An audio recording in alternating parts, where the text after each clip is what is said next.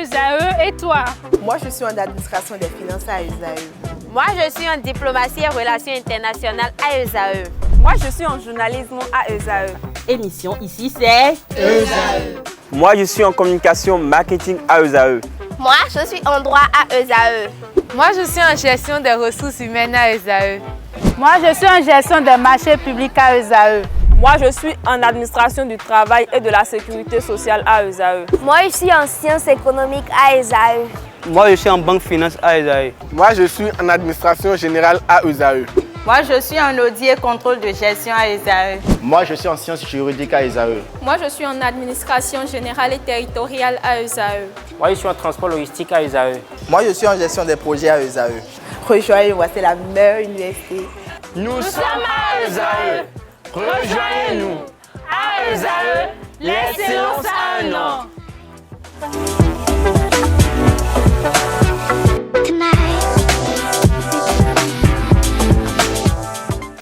Bonjour à toutes et à tous, bon réveil dominical, bienvenue sur l'invité ce dimanche. Une fois encore, chers amis internautes, je reçois pour vous le bâtonnier Jacques Migan, qui est acteur politique, membre du bureau politique du parti politique Bloc Républicain. Avec lui, nous ferons le tour de l'actualité politique au Bénin. Nous parlerons de l'émission qu'a eu le président Patrice Talon le dimanche dernier sur la chaîne française LCI et nous donnera, en tant que juriste de formation, son regard sur la lutte contre la cybercriminalité. Il nous donnera ses appréciations de la nouvelle configuration du Parlement béninois. Et en fin d'émission, si le temps le permet, nous parlerons des enjeux pour 2026, notamment les élections générales. Bonjour à vous, Jacques Migan. Bonjour, monsieur le journaliste. Merci une fois encore d'avoir accepté l'invitation. Je vous en prie. Alors, Jacques Migan, le président Patrice Talon a effectué très récemment une sortie médiatique d'entrée de jeu. Quel regard apportez-vous, de quel œil appréciez-vous cette sortie médiatique-là? Est-ce qu'elle vient à point nommé? Écoutez, ce que je sais, oui. Le président Patrice Talon, pour un chef d'État qui fait des prouesses dans son pays, qui est regardé avec beaucoup d'attention par le monde, et pour avoir aussi permis au Bénin d'être parmi les 10 meilleures économies du monde. Et je peux même continuer, qui vient de démontrer et qui démontre encore sur le plan international, notamment africain, à travers ce qu'il écrit depuis le Bénin, l'accessibilité à l'eau potable pour tous. Je crois que sa sortie était vraiment bienvenue. Et cette sortie est bienvenue au niveau et de la forme et sur le plan au niveau du fond. Je dis bien au niveau de la forme, parce que comme je l'expliquais tout à l'heure, quand on observe le président Patrice Talon, c'est celui qui fait des merveilles. Et le sujet qui a été abordé, c'est un sujet qui touche l'international, ce n'est pas le Bénin. Oui, mais certains confrères auraient souhaité voir le président Patrice Talon se prononcer sur ces sujets-là sur une chaîne nationale, avec des confrères, par exemple. Vous savez, je vous ai dit tout à l'heure, le monde entier nous observe. Oui. L'international nous observe. Oui. Et je vous ai parlé des prouesses qui sont réalisées sur le plan économique. Faire une telle émission à l'étranger, c'est dans l'intérêt non seulement du Bénin, mais également sur le plan africain, pour les Africains. Il faut oser. Ce n'est pas n'importe qui qu'on a invité pour parler de l'Ukraine, de parler de tout ce qui se passe à l'étranger en ce qui concerne les sujets abordés. Que le président Patrice Talon en parle, je crois que ça démontre avec aisance que le Bénin aujourd'hui est considéré. Le Bénin, sous le président Patrice Talon, est respecté. Le Bénin sous Patrice Talon attire. Et ce que je voudrais aussi dire, parce que tout à l'heure j'ai évoqué 2 points importants. J'ai évoqué le point économique, j'ai évoqué la priorité des priorités du social, c'est-à-dire l'eau. Je peux aussi parler de la bonne gouvernance. Et nous l'avons aujourd'hui à travers tout ce que le Bénin est en train de faire. Ça, c'est une réalité à reconnaître. en ce qui concerne la bonne gouvernance, c'est le président de la République. Maintenant, tout à l'heure, je parlais de la forme, où il fallait qu'il y soit. Je dis maintenant au niveau du fond. Les sujets abordés, c'est des sujets réellement qui permettent de reconnaître la position qui peut être la nôtre au niveau béninois. Lorsqu'on lui demande de se prononcer sur ce qui se passe aujourd'hui dans... Là, vous voulez entrer dans le fond, là? Absolument. Oui, dans le fond, oui. Qu'est-ce qui vous a marqué dans le fond? Ce qui m'a marqué, c'est la position. Il a dit des choses qui m'ont plu. En ce qui concerne la guerre. La guerre. Parce qu'il la Russie à l'Ukraine. Absolument, il pense. Et je crois que c'est ce qu'il faut, justement. La guerre, ce n'est pas la solution. On peut utiliser d'autres moyens pour régler des problèmes entre pays. Et j'ai beaucoup apprécié. Et lorsqu'il lui a été demandé également en ce qui concerne Wagner, mais il a donné une explication qui m'a plu. Lorsqu'il dit Wagner, si c'est pour régler de manière précise tout ce qui peut toucher la sécurité, oui.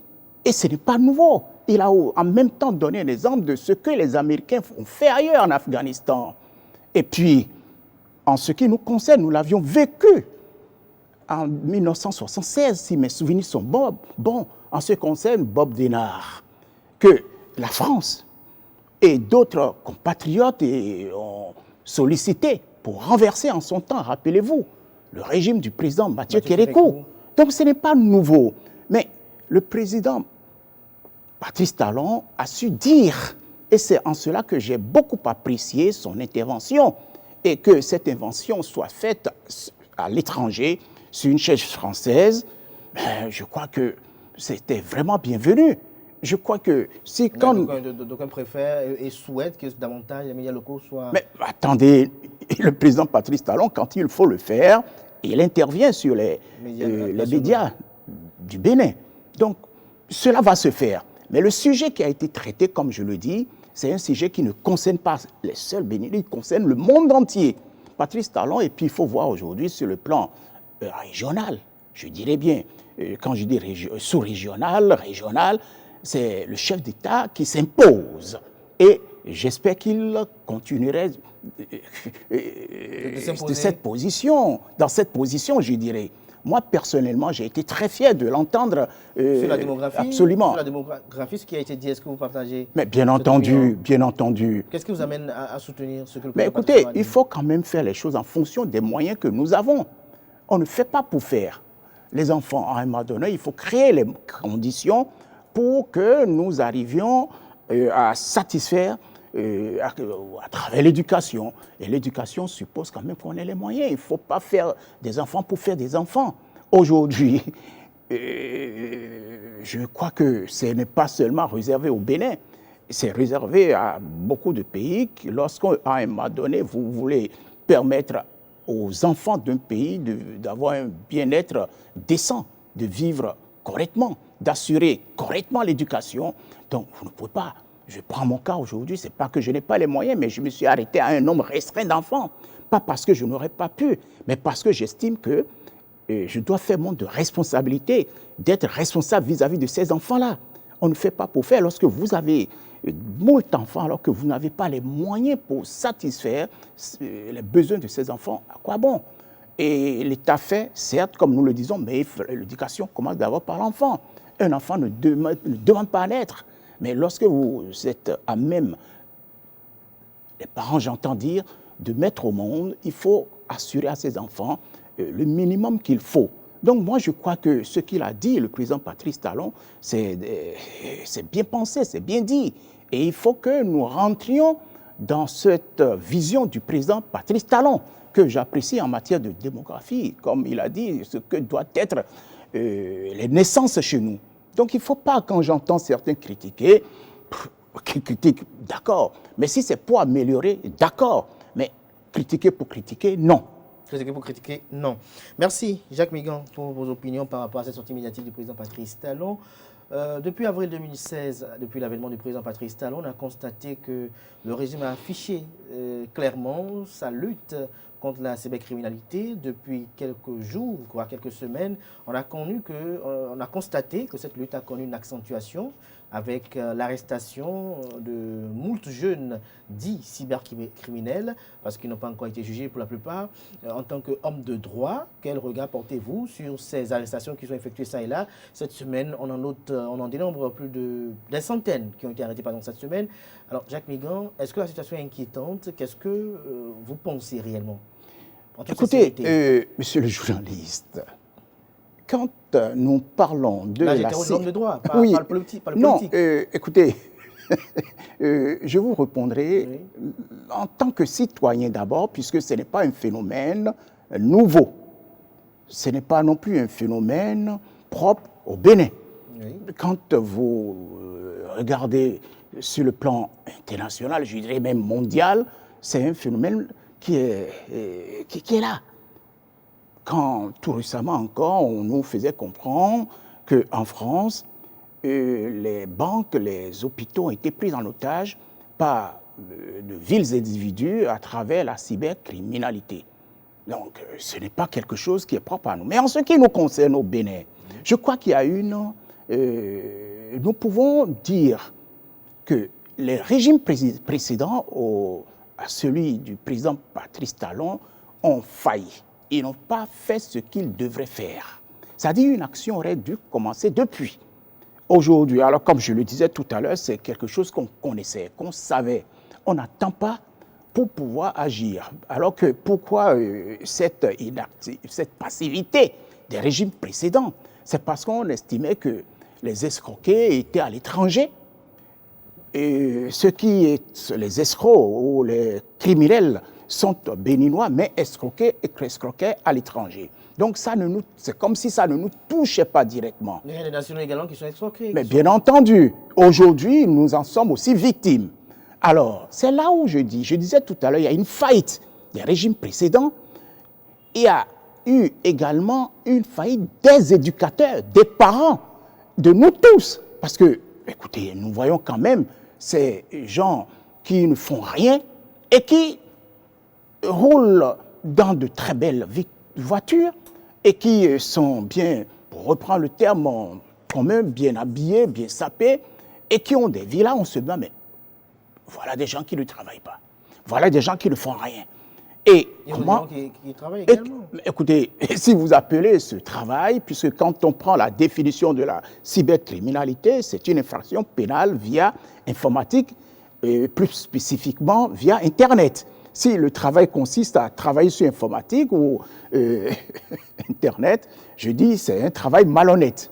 Bref, c'est pour dire qu'un travail doit se faire. Avant qu'on arrive à l'OCR, c'est-à-dire l'Office central de répression de la cybercriminalité qui lutte contre ce phénomène, il y a un travail qui doit en amont se faire par les parents, par les amis, par les chefs quartiers, je dirais même.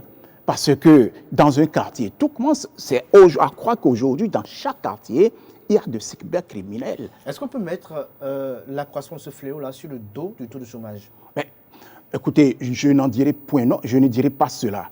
Je dirais plutôt que c'est des gens qui refusent de travailler. Je dirais que c'est des gens c'est le gain facile. C'est le gain facile.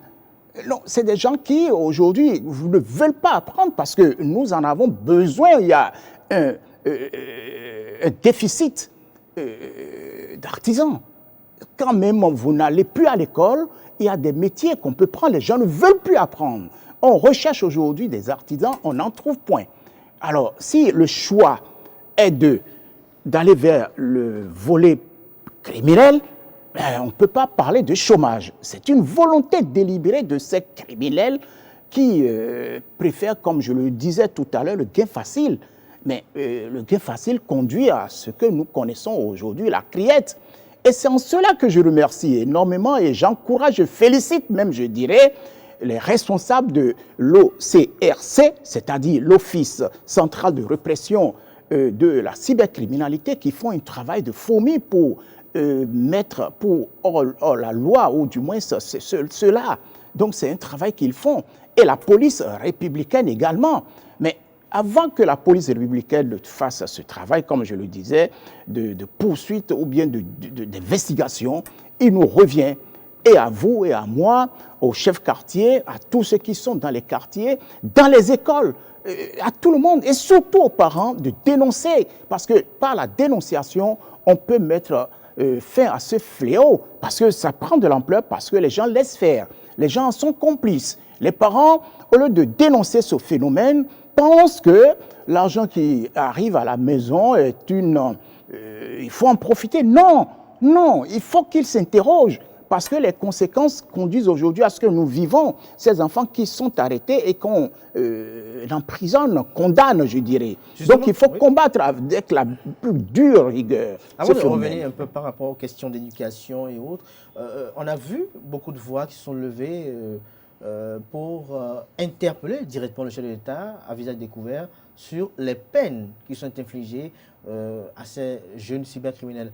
Jacques Migan, une peine d'emprisonnement, c'est pas véritablement c'est pour amener l'intéressé quand même à se corriger. Vous savez, avant l'interpellation, avant la condamnation, mais moi j'ai déjà vu et je continue à vivre cela, il y a la sensibilisation qui se fait par l'OCRC. Comme je l'ai dit tout à l'heure, l'OCRC n'arrête point de sensibiliser.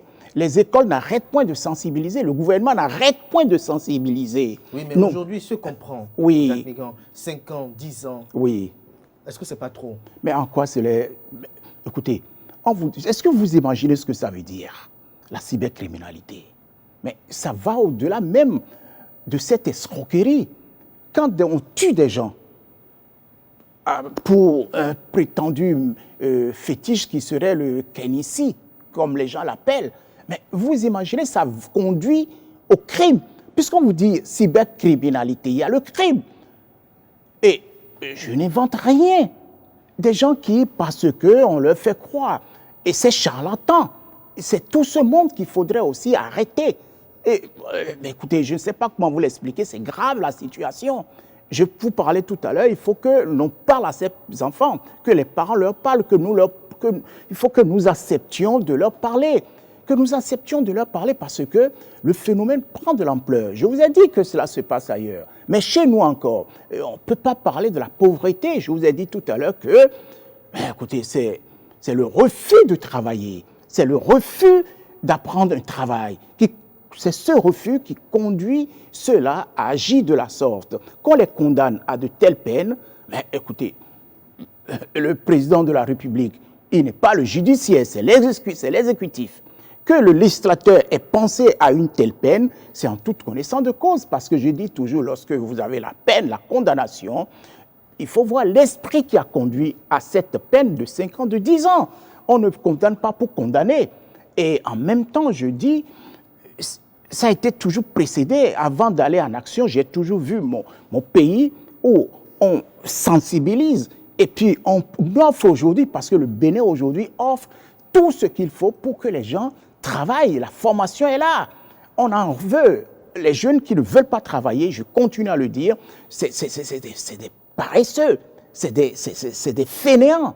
Alors, dans notre pays, il y a des programmes qui sont mis en place pour que les détenus puissent, à leur sortie de prison, puissent avoir une meilleure réinsertion. Alors, est-ce que le cybercriminel qui est arrêté aujourd'hui, qui fait 5 ans, est-ce qu'on est sûr que 5 ans après, après 5 ans de vie carcérale après, il va véritablement découdre avec la cybercriminalité? Est-ce qu'au niveau de nos agences pénitentiaires, est-ce qu'il y a des dispositions qui sont prises là pour que, une fois sortis de prison, ces jeunes-là, peut-être, soient définitivement plus en accord avec la cybercriminalité? Est-ce qu'au niveau de ces agences pénitentiaires, est-ce que pendant le temps qu'ils font, 5 ans, 10 ans, c'est beaucoup, est-ce qu'on ne peut pas les apprendre, par exemple, un métier, par exemple? Monsieur le journaliste, quand vous allez dans les prisons, il y a toujours l'éducation qui accompagne. Il y a des gens qui sont, depuis la prison, passent les bacs, préparent le bac, préparent les examens, préparent, ou du moins on leur permet, on les autorise à apprendre des métiers.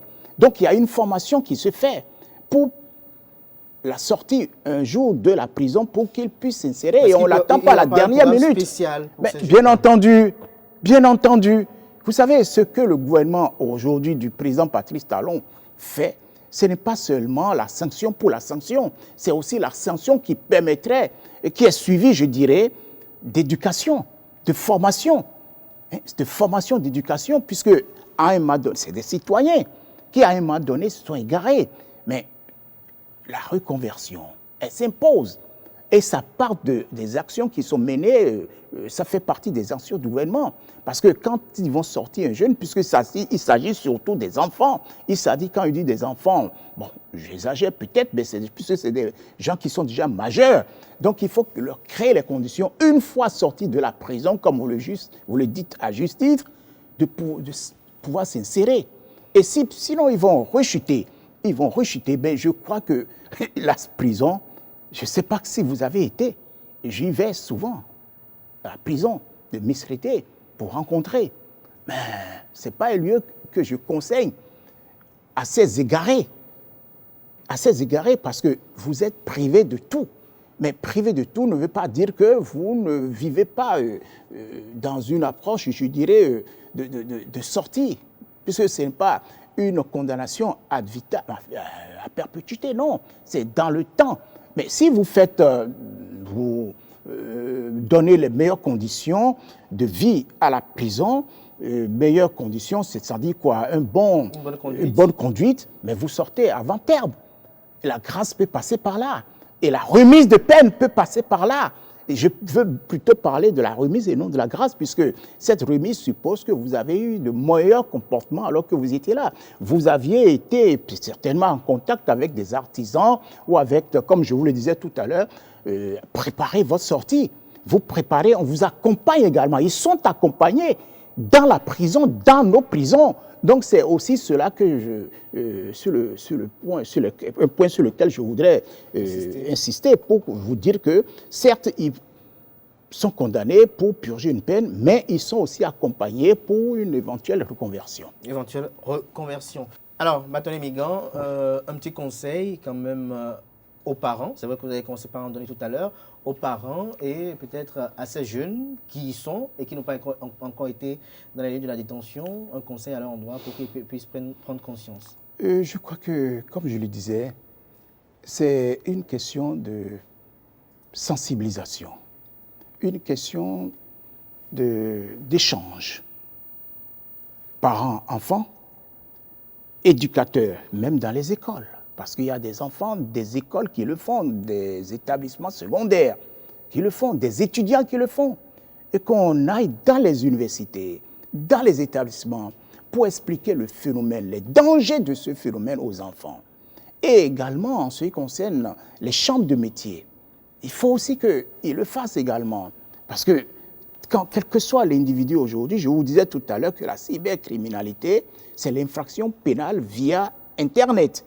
Et tout le monde sait aujourd'hui comment faire pour aller sur Internet. Ne le sous-estimons pas les gens.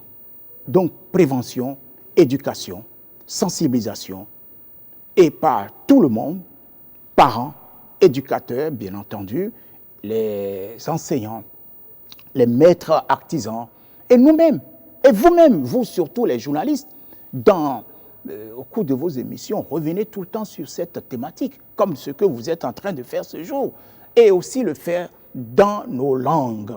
Bon, je sais que pour escroquer quelqu'un, aujourd'hui à l'étranger, c'est le français, c'est vrai, mais ils emploient aussi d'autres langues. Ils emploient aussi d'autres langues, c'est-à-dire ils savent comment le faire. Il y a l'espagnol, il y a l'anglais. C'est-à-dire, c'est d'ailleurs pour ça que je vous disais que le phénomène, il est international, voire mondial. Donc, je crois que c'est les méthodes à utiliser avant d'aller à sanction. Et je pense qu'on peut, avec tout le travail qui se fait au niveau de l'OCRC, on peut arriver à bout. Je crois, bien que ce soit très fastidieux. Tout à fait. Merci à vous, Jacques Migan. Nous allons parler à présent politique. La configuration du Parlement béninois, on n'a pas encore entendu sur cela. Quel regard portez-vous sur la configuration du Parlement? Ce qui a changé, c'est que les démocrates y sont aujourd'hui. Je crois quand même que ça procède de la vitalité de notre démocratie, qui est plurielle, puisqu'il y a encore quelques temps, on disait que la 8e législature est une législature monotone, monocolore, peut être beaucoup plus précis. Monocolore, j'entends dire. Mais aujourd'hui, nous avons la présence de l'opposition à travers les démocrates, ce qui susciterait des débats à l'Assemblée nationale. Il existait déjà des débats, mais ça va permettre encore d'aller très loin. Mais je tiens à dire ceci, monsieur le journaliste, que nous oublions souvent, les députés sont les députés de la nation. Ils ont un mandat impératif. Et lorsqu'ils rentrent à l'Assemblée nationale, alors qu'ils ont été choisis par leur parti, ils deviennent les députés de la nation et non de leur circonscription, et ils travaillent pour le développement du pays. Ce qui veut dire que tout ce qui doit se faire doit contribuer au développement du pays. Les débats doivent être constructifs. Les débats doivent être porteurs de développement. Et c'est en cela que je dis, pourquoi pas?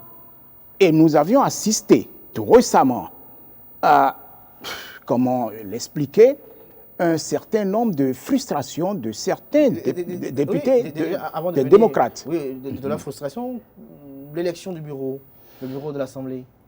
Vous savez, le bureau de l'Assemblée nationale, sa composition aujourd'hui. Quand vous voyez, ça a respecté la configuration, je dirais, des députés qui sont à l'Assemblée nationale.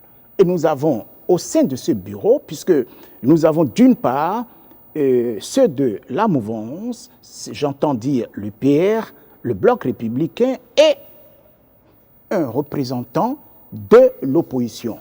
Donc, je crois que ça a pris en compte ce qui doit être. Conformément, je dirais même, à l'article 15 du règlement intérieur de l'Assemblée nationale, quand vous prenez cet article, il nous dit que tout doit être fait pour que, au sein de ce bureau, il y ait une configuration de ceux qui sont à l'Assemblée nationale, d'en tenir compte. Et pour reprendre le mot exact, je crois, il est dit, s'efforcer autant que possible, autant que faire ce possible. Donc c'est l'article 15.2b du règlement intérieur qui dit expressément, au niveau de l'Assemblée, on doit tout faire, c'est-à-dire on doit s'efforcer autant que possible pour reproduire au sein du bureau la configuration politique. Donc c'est ce que nous avons au niveau du bureau. Le problème, c'est posé seulement au niveau des commissions. Oui, justement. Vous êtes membre d'un parti politique. Est-ce que vous avez suivi l'actualité au niveau de la configuration des commissions permanentes? Est-ce que la posture des démocrates, selon vous, vous paraît légitime?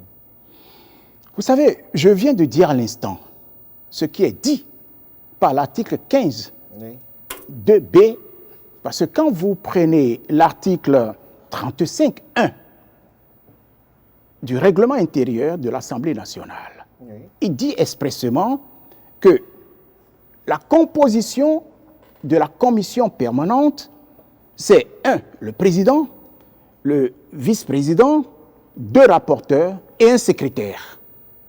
On est d'accord? Et lorsqu'on arrive à l'article 33.2 de ce règlement intérieur de l'Assemblée nationale, il nous dit, cet article, que l'élection a lieu au sein de la commission conformément aux dispositions de l'article 15. Et que nous dit l'article 15 du règlement intérieur? Il est dit à l'article 15.2b que l'élection des 2 vice-présidents, des 2 questeurs et des 2 secrétaires parlementaires, cette élection a lieu en s'efforçant autant que possible de reproduire au sein du bureau la configuration politique. Ça veut dire quoi, la configuration politique? C'est-à-dire dans chaque bureau, que ce soit au niveau du bureau de l'Assemblée nationale, que ce soit au niveau des commissions, nous devons avoir la configuration politique, c'est-à-dire la représentation de tous ceux qui sont à l'Assemblée nationale. Et je vous disais tout à l'heure. Les commissions qui sont constituées aujourd'hui, il n'y a pas les démocrates? Mais bien entendu, il n'y a pas les démocrates. Ce qui m'amène à dire, lorsque vous lisez le rapport qui a été fait par le rapporteur dans l'affaire qui a été portée devant la Cour constitutionnelle, monsieur le journaliste, quand vous lisez ce rapport, vous comprenez pourquoi il est dit qu'il demande à ce que l'on déclare que l'élection des membres des commissions permanentes, que cette élection n'est pas conforme et qu'une reprise soit ordonnée parce que dans les bureaux, il n'y a pas de démocrates. Mais alors, est-ce qu'on doit reprendre cette élection lorsqu'on sait qu'à un moment donné, les démocrates eux-mêmes ont boycotté l'élection parce que les postes qui ont été proposés n'étaient pas de leur gré, de leur convenance? Je reviens à ce que j'ai dit, monsieur le journaliste, en s'efforçant autant que possible de reproduire au sein du bureau la configuration politique nationale. Est-ce que ce travail a été fait? Est-ce que des réserves ont été faites en disant, voilà pour les démocrates. Voilà. C'est-à-dire, vous devez avoir dans les différentes commissions cette représentation nationale qui figure à l'Assemblée nationale. C'est-à-dire, s'efforcer autant que possible de reproduire. Est-ce que lorsqu'on lit votre interprétation du règlement intérieur, est-ce que cela traduit le fait qu'on doit forcément avoir un démocrate membre de la conférence des présidents qui n'est que un organe puissant de décision de l'Assemblée nationale qui est composé des présidents des commissions? Ce qui m'amène à vous lire la suggestion du rapporteur en ce qui concerne ce que vous dites. C'est-à-dire, si je vous ai bien compris, c'est avoir à la tête d'une commission un président démocrate, issu des démocrates. Afin qu'il soit membre bien entendu. Or, il peut faire partie des commissions. Je dis bien, il peut faire partie de commissions. À travers la formule, s'efforcer autant que possible. Mais la tête, non. Du moment où vous êtes dans la commission, c'est pas forcément que vous soyez mais pourquoi nécérairement? Moi j'ai ma vision. Eux veulent avoir au moins tout au moins une commission. Mais bien entendu. Eux, ils veulent être président d'une commission. Absolument, ils veulent avoir la présidence d'une commission. Pour être membre de la conférence des présidents. Pour être membre de la commission. La conférence des présidents. En tout cas, ils en veulent. Or, quand vous lisez le rapport, ce n'est pas encore la décision. C'est un rapport. Mais très souvent, le rapport qui est fait est suivi ou pris en compte par la Cour. Or, il est bien dit, c'est-à-dire qu'il faut analyser ce rapport sous deux formes. Un, le rapport dit, comme je l'ai dit tout à l'heure, de déclarer que l'élection des membres des commissions permanentes n'est pas conforme et qu'une reprise soit ordonnée. Oui. Première chose. Oui. Mais deuxième chose, le même rapporteur dit, je suggère à la Cour de déclarer non fondée la demande du requérant, sous-entendu, le démocrate ou les démocrates, que la minorité soit obligatoirement présente dans les présidents de commission, de rejeter cela, qui n'est pas tenu qu'il soit nécessairement président d'une commission. L'essentiel, si j'ai bien compris, qu'ils en fassent partie d'une commission, oui, mais qu'ils prennent la tête, il n'est écrit nulle part, à l'article 15, que cela doit se faire ainsi. Mais lorsque l'on sait, Jacques Migan, que oui. Lors de la constitution de cette commission parlementaire-là, qu'il y aurait eu des postes qui auraient été proposés aux démocrates qui, à un moment donné, parce qu'ils n'ont pas eu de présidence, ont boycotté, est-ce que la Cour constitutionnelle va ordonner cette reprise, selon vous, en tant qu'homme de droit, au regard des faits qui sont présentés là? Mais écoutez, attendons pour voir. En principe, la reprise des élections, si la Cour suit son rapporteur, cela veut dire qu'on reprend. Mais en reprenant, chacun fait ses propositions. Le Bloc républicain fait ses propositions. L'UPR fait ses propositions. Les démocrates font leurs propositions. Comme ça a été le cas en ce qui concerne l'élection des membres du bureau. Puisque l'article 15 vaut pour l'élection des membres du bureau, cet article 15 vaut également pour l'élection des bureaux de la commission. Et c'est aussi maintenant, lorsque les bureaux sont constitués, qu'on élit le président. Si j'ai bien compris, je ne suis pas député, mais je lis à travers l'article. Ce que moi je voudrais dire, à travers ce que le rapporteur a fait, c'est que chacun donne et propose. Et on verra bien. L'essentiel, c'est qu'il soit dedans, puisque je vous ai dit tout à l'heure que les députés sont les députés de la nation. Que vous soyez de l'opposition, que vous soyez de la mouvance, l'essentiel, c'est de travailler pour la nation. Faire partie d'une commission, c'est déjà bien. On leur a proposé des postes. Arrêterait-il de secrétaire? Ils disent qu'ils n'en veulent pas. De rapporteur? De rapporteur. Mais, écoutez, moi, je n'en sais rien. Je crois que ce que veut dire, ce qui a été dit par le rapporteur, c'est qu'ils en fassent... Ils ont dit qu'ils n'en veulent pas et qu'ils ont boycotté. Oui. Est-ce qu'on doit encore reprendre? Mais pourquoi pas? On doit le faire puisque je dis bien, s'il se confirme que la décision de la Cour confirme ce que le rapporteur a fait, mais on reprend. Alors, Jacques Migan, on va progresser dans cet entretien. Louis Vlavono reconduit la tête du Parlement. Mais écoutez, je crois que pour quelqu'un qui connaît le président Louis Vlavonou, c'est l'homme qu'il faut. C'est la sagesse. C'est un homme qui a l'écoute. C'est un homme rassembleur, c'est un homme charismatique. C'est un homme qui a de l'expérience et c'est sous sa présence que nous avions connu beaucoup de lois qui aujourd'hui ont servi à plusieurs élections et des lois majeures, des lois fortes. La loi pour l'organisation des élections, le système partisan, le financement des partis politiques, je crois que, et même je dirais, la révision de la Constitution en 2019, c'est avec lui. Donc je crois quand même que, à tout seigneur, tout honneur, si les siens l'ont reconduit, si la mouvance présidentielle l'a reconduit, puisqu'ils sont 81 députés, et sur ces 81, ceux qui avaient voté ce jour, la majorité, moins 2, avaient voté pour lui.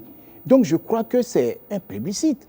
Vous savez, dans ce pays, il y a 2 personnes pour qui j'ai beaucoup de considération en ce qui concerne le développement de ce pays. D'une part, le président Patrice Talon, oui. Et d'autre part, et ensuite, je dirais, le président Vlavonou. Donc voilà 2 hommes qui conduisent le Bénin vers son développement. Et je vous le dis encore, c'est un homme, si vous le connaissez, il a l'écoute. Et il n'est pas le président de l'UPR quand il est président de l'Assemblée nationale. Il n'est pas le président de l'UPR non plus. Il est le président de tous les députés qui sont là, y compris les députés du parti Les Démocrates. Et c'est un homme qui ne cherche pas, lorsqu'il doit vous écouter, il ne va pas chercher à savoir d'où vous venez, de quel parti vous êtes. Et puis, de par son éducation et sa spiritualité, c'est l'homme qu'il faut, qui a la place qu'il faut. C'est l'homme qu'il faut, qui a la place qu'il faut. Tout à l'heure, vous avez évoqué un nom. Joseph Diogbenou, qui retourne au barreau. Qu'est-ce que vous en pensez? Vous savez, je l'ai dit dans une émission en Goût que Maître Diogbenou, le professeur Diogbenou, le ministre Diogbenou, l'ancien député Diogbenou, c'est l'homme... L'ancien président de la Cour constitutionnelle. L'ancien président de la Cour constitutionnelle, sa devise, c'est partout où besoin. Partout où besoin. C'est un homme, en citant ces différents noms, c'est pour rappeler que c'est un homme qui est là pour servir et servir la nation. Il est avocat et ce que je m'en vais dire, il a choisi de quitter la Cour constitutionnelle pour travailler pour son parti, l'UPR. Il a choisi de quitter la Cour constitutionnelle, il est allé aux élections, il a gagné, il a eu le siège qu'il faut pour continuer à être député. Mais il a certainement constaté, Maître Diogbenou, le professeur Diogbenou, il a constaté qu'il n'aura pas assez de temps pour accomplir cette mission, puisque vous savez très bien que d'ici dans moins de 3 ans, nous avons des échéances importantes, d'une part en ce qui concerne les élections communales, générales si vous préférez, communales, municipales, législatives, présidentielles. Donc, moins de 3 ans, qu'est-ce qui lui ferait ça fait? C'est de se consacrer à cela. Donc, il a préféré sortir de l'Assemblée nationale pour être au service de son parti. Et quand vous êtes au service de votre parti, ben c'est normal qu'il exerce la profession qu'il sait faire. Il est avocat. Bon, il est revenu au barreau. Moi, je m'en réjouis. Je m'en réjouis parce que c'est une valeur. Et cette valeur, nous, on en a besoin. Il peut aussi dire, je ne veux pas exercer la profession d'avocat, puisqu'il est professeur agrégé, il est enseignant, il continue à enseigner, donc il peut se consacrer à l'enseignement. La seule différence entre être enseignant et être avocat, conformément à notre règlement numéro 5 de l'UEMOA, c'est-à-dire le Bénin, le Togo, le Mali, le Niger, la Côte d'Ivoire, le Sénégal, oui. Et le 7e pays, la Guinée équatoriale, vous ne pouvez pas être avocat et être professeur à l'université, permanent. Contractuel, oui, mais professeur permanent, c'est-à-dire fonctionnaire de l'État, non, puisque de par notre profession, lorsque vous êtes avocat, vous êtes un homme indépendant. Vous êtes un homme qui ne peut pas être un salarié recevoir des instructions d'un patron, si vous préférez. Nous sommes des gens indépendants, nous sommes des gens dignes, nous sommes des gens intègres, nous sommes des gens dignes parce que, et indépendants, lorsqu'il s'agira de défendre les intérêts de tel, il faudrait que nous puissions le faire en toute connaissance de cause. On défend tout le monde, donc on ne peut pas, de par notre déontologie et de par le règlement numéro 5, être ici et là-bas. Donc le règlement numéro 5 voudrait aujourd'hui qu'une fois que vous êtes avocat, vous ne pouvez plus être enseignant. C'est le règlement numéro 5. Vous le pouvez, mais à une condition de ne pas être fonctionnaire, de ne pas... vous pouvez être contractuel. Jacques Migan, pour la fin de cet entretien, comment voyez-vous 2026 ? Écoutez, 2026... les enjeux politiques. Non, je crois que tout le monde voudrait attendre avec impatience 2026. Qui sera le dauphin ? 2. Tout le monde attend. Qui sera le dauphin ? 2. Patrice Talon. Écoutez, Patrice Talon, c'est mais pour... selon vous, vote 2, c'est comme si, pour vous, Patrice Talon ne part pas en 2026 ? En tout cas, ce que je sais aujourd'hui, et tout à l'heure encore, j'irai dans les villages. Le week-end dernier, nous étions à Adjara. Nous avions sillonné les quartiers d'Adjara. Nous avions décidé ce week-end de faire à Bomé-Calavi. Et quand vous rencontrez nos concitoyens dans les quartiers, dans les villages, leur préoccupation aujourd'hui, c'est comment faire pour maintenir Patrice Talon aux responsabilités. Comment faire pour qu'il continue l'œuvre qu'il a commencée. Donc le spectre du troisième mandat commence à s'agiter. Je n'ai pas parlé du troisième mandat. Vous savez, aujourd'hui, nous avons une constitution. Et la constitution, en son article 44, dit expressément que vous pouvez être candidat si vous avez 40 ans révolus, 70 ans au moment de la prise de fonction. Patrice Talon, en 2026, n'aurait pas 70 ans. Mais le même article 44 dit expressément, monsieur le journaliste, que vous ne pouvez pas exercer 2 mandats successifs de votre vie. Donc, en même temps qu'il l'autorise à être candidat, il en empêche en ce qui concerne les 2 mandats qu'il aurait effectués.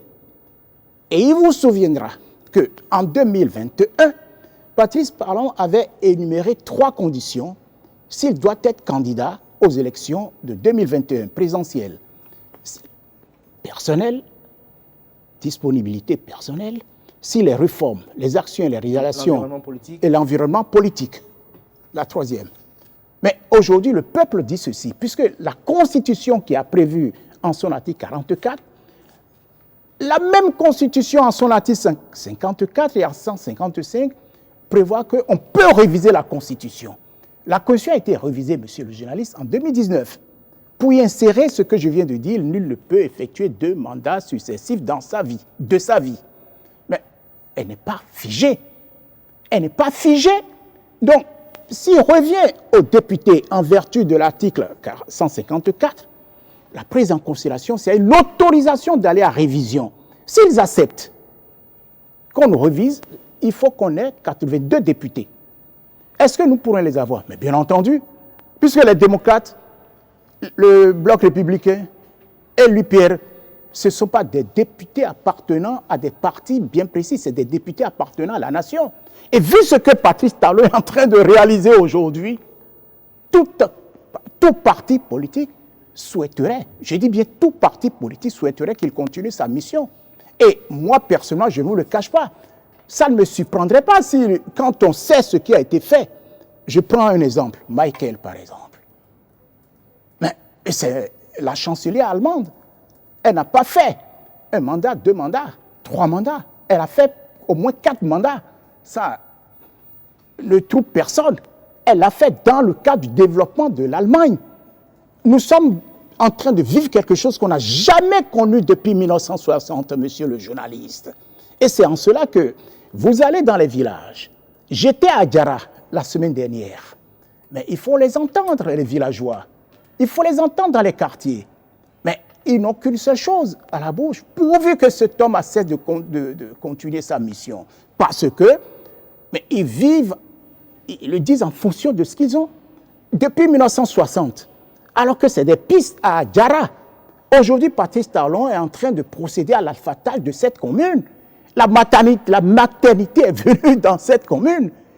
L'école est en train de changer dans cette commune. Le bien-être des habitants de Adjara, ça a complètement changé. Et vous avez le même phénomène dans le septentrion. Dans le nord, quelles que soient les communes du nord. On ne peut pas dire un dauphin qui peut quand même conduire à même... De le remplacer ou qu'est-ce que vous voulez dire? Même de le remplacer. Mais ce n'est pas lui, Patrice Talon. Patrice Talon ne dit rien. Lui, c'est un respectueux de la loi. C'est un respectueux de la Constitution. Il a dit, je vous ai rappelé ce qu'il devrait dire. Mais c'est les citoyens qui le disent. Ce sont les citoyens qui le disent. C'est les citoyens qui veulent que Patrice Talon demeure aux responsabilités. Ils ont dit, attention, ils ont dit ceci, si hier, lui, Patrice Talon, avait posé des conditions pour être candidat en 2021, que c'est eux, Béninois et Béninoises, qui décideraient à lieu et place, en ces lieux et places. Wait and see. Merci à vous, Jacques Mégan. Le rituel, et vous êtes assez familier, vous avez regardé droit dans votre caméra pour vous adresser à vos sympathisants et militants qui ont bien voulu suivre cet entretien de ce dimanche. Écoutez, ce que je voudrais dire, la sortie du chef de l'État est une sortie opportune, bien arrivée. J'entends par là l'émission qui a été réalisée sur la chaîne française LCI, que personnellement j'applaudis, parce qu'on ne peut pas, à travers les prouesses qui se réalisent dans notre pays, ne pas sortir pour montrer ce que vaut le Bénin, l'exemple que constitue le Bénin, qui écrit l'histoire de l'Afrique à partir du Bénin. C'est Patrice Talon. Et vous avez constaté qu'au cours de cette émission, il a expliqué qu'on ne peut pas être neutre dans les conditions, dans ce qui se passe aujourd'hui, j'entends par là la guerre entre l'Ukraine et la Russie, ce que je salue. Nous avions évoqué le cas de la cybercriminalité et je continue à dire qu'on doit combattre avec la plus grande rigueur, c'est hors la loi. Ces jeunes qui se donnent à de telles activités criminelles. Et c'est une question d'éducation. C'est une question, comme je l'ai dit aussi, qui doit concerner et parents, éducateurs, avant qu'on ne parle de la police, avant qu'on ne parle de la justice. Nous avions parlé du président Djobenou, nous avions parlé de ce qui s'est passé, et je dis et je continue à dire, les députés sont les députés de la nation. Ensemble, ils peuvent évoluer pour qu'à l'Assemblée nationale, ils se retrouvent dans les commissions, quelle que soit la place que chacun occuperait, que ce soit la commission permanente. Et en ce qui concerne notre pays aujourd'hui, le peuple voudrait que Patrice Talon continue. Pour que nous puissions y arriver, il ne revient pas à Patrice Talon de dire « je veux », comme il avait dit hier. Il revient aux députés, qu'ils soient de la mouvance, qu'ils soient de l'opposition, de créer les conditions pour que ce que nous vivons aujourd'hui, l'accès à l'eau potable, et j'aime souvent le dire, l'accès à l'eau potable dans les 74 communes rurales, c'est l'histoire de l'Afrique que le président Patrice Talon est en train d'écrire depuis le Bénin. Il en est de même de l'économie. Je l'ai dit tout à l'heure, le Bénin fait partie des 10 meilleures économies du monde. Donc il faudrait qu'ensemble, nous puissions continuer sur cette lancée avec ce tome. Ce que je dis, c'est ce que disent ensemble nos parents qui sont dans les villages, dans les communes, dans les arrondissements, sur toute l'étendue du territoire. Merci à vous, Jacques Mégan, pour cette belle conclusion. Chers amis internautes, moi, je retiens de cet entretien que l'invité, à l'entame de ses propos, a fait savoir que le président Patrice Talon a permis au Bénin d'être parmi les 10 meilleures économies. Il a argumenté dans ce sens. Il approuve entièrement et a soutenu les propos du président Patrice Talon sur la guerre entre l'Ukraine et la Russie. Pour lui, il ne faut pas, à travers la force, régler les conflits. Il approuve également les propos du président Patrice Talon sur la présence de Wagner en Afrique et également sur la démographie de l'Afrique. Il a, dans cette émission, défini, il nous a partagé une définition pénale de la cybercriminalité. Il a fait savoir que les régimes précédents ont failli par rapport à la lutte contre la cybercriminalité. Les éducateurs, les parents ont également failli. C'est désolé, Jacques Mégan, sur ce plateau. Il a fait savoir pour lui que les cybercriminels sont des gens qui refusent de travailler, qui préfèrent le gain facile. Il encourage et félicite l'Office central de répression de la cybercriminalité et la la police républicaine tout entière dans cette lutte implacable contre les cybercriminels. Il invite les populations à dénoncer et à ne pas laisser faire. On ne condamne pas pour condamner lorsqu'il a été interrogé par rapport aux peines qui sont infligées à ces cybercriminels. Il invite davantage les uns et les autres des éducateurs à conscientiser la jeunesse pour que ce fléau ne prenne plus d'ampleur. Parlant de la politique sur ce plateau, il a fait savoir que la présence des démocrates au sein de l'hémicycle témoigne de la vitalité de notre démocratie. Les débats doivent être constructifs, recommande Jacques Migan sur ce plateau. La configuration politique du bureau respecte l'article 15 du règlement intérieur de l'Assemblée nationale selon le bâtonnier Jacques Migan. Pour lui, le président Louis Vlavonou, qui a été reconduit à la tête du Parlement béninois, est l'homme qu'il faut à la place qu'il faut. C'est un rassembleur. Il est un homme à l'écoute des uns et des autres. Il est l'homme d'écoute. Il a de l'expérience, a défendu sur ce plateau Jacques Migan. Et lorsqu'il a été interrogé sur le retour de Joseph Diogbenou au sein du barreau béninois, pour lui, Diogbenou a pour devise partout où besoin sera. Il a vanté au cours de cet entretien les qualités de l'homme. Pour lui, Joseph Diogbenou est une valeur. Patrice Talon, en 2026, en fin d'émission, il nous a démontré politiquement comment cela serait possible, car pour lui, les populations veulent que ça se poursuive, que cela soit possible en 2026. Il a argumenté et a décrit également les scénarios politiques qui sont possibles pour que véritablement Patrice Talon soit également présent en 2026. J'espère que j'ai résumé. Vous avez bien résumé. Wagner, oui, mais dans un contexte bien précis, contexte de sécurité, mais pas au-delà. Tout à fait, de sécurité pas au-delà. Merci à vous, Jacques Migan. Merci à vous, chers amis internautes, pour l'attention, les amabilités accordées à ce programme télé sur EZAE TV. Soyez-en remerciés, je dirais même soyez-en bénis. Merci une fois encore. Très belle journée dominicale à tout un chacun. On se retrouve demain lundi pour Free Matin.